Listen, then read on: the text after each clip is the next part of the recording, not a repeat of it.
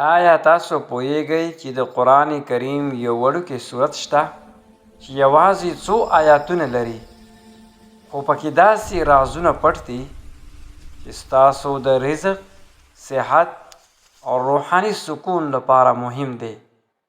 نن زه تاسو ته د سورې قریش 5 حیرانوونکي برکتونه ښیم چې شاید تاسو مخکې نه وي اورېدلي. اولنی برکت د وخت نه مخکې بوډاوالی نه راځي. سوچ وکئ، ستاسو بدن او مخ د عمر سره سم ځوان ښکاري، ستاسو انرژي او حوصله پاتې ده. د سورې قریش تلاوت سره د الله تعالی داسې فضل نازلوي چې وخت نه مخکې بوډاوالی تاسو ته نه راځي. الله فرمایي: الا بذکر الله تطمئن القلوب. دا د زړه سکون د بدن او د روح دواړو لپاره ګټور دی. دویم برکت د رزق برکت او د بدن توازن. تصور وکئ، د خوراک نه وروستو 15 ځله سورې قریش ولولئ. ستاسو د رزق پراخي کمزوري به کمه شي او بدن باندې به اضافي بوج نه راځي. الله فرمایي سورې قریش کې پخپله: فلیعبدوا رب هذا البیت الذي اطعمهم من جوع.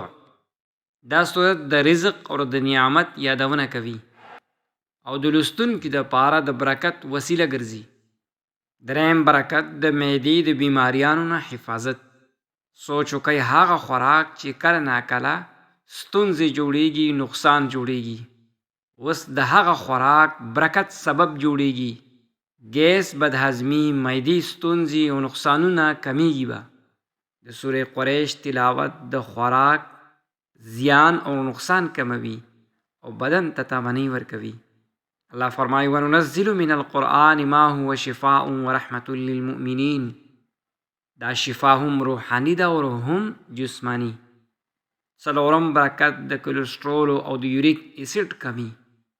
که تاسو د خوراک نه وروستو 15 ځله سورې قریش ولولئ او په آخر کې یو ځل درود پاک ولولئ، نو د الله په فضل سره به کلسترول او یوریک اسید ستونزې او نقصانونه به کم شي. پیغمبر علیه الصلاة والسلام فرمایي: هغه خوراک چې د الله په ذکر باندې وخوړی شي پکې برکت وي. پنځم برکت د عبادات او د ذکر شوق او تر ټولو ښکلی اثر. خوراک به سستی نه راولي بلکې روحاني توانۍ به ورکوي او زړه عبادت او ذکر ته به مایل وي. پیغمبر علیه الصلاة والسلام فرمایي: د هغه کس مثال چې د الله تعالی ذکر کوي او هغه چې ذکر نه کوي د ژوندي او د مړي په شان دی. دا وي د سورې قریش 15 روحاني برکتونه. دا عمل خپل عادت وګرځوئ، د خپلو دوستانو، کورنۍ او د احبابو سره شریکې کړئ. یاد یې ولرئ، ښه کار وکړئ، الله تعالی به ستاسو دپاره هم برکتونه پرانیزي او راوبلیږي.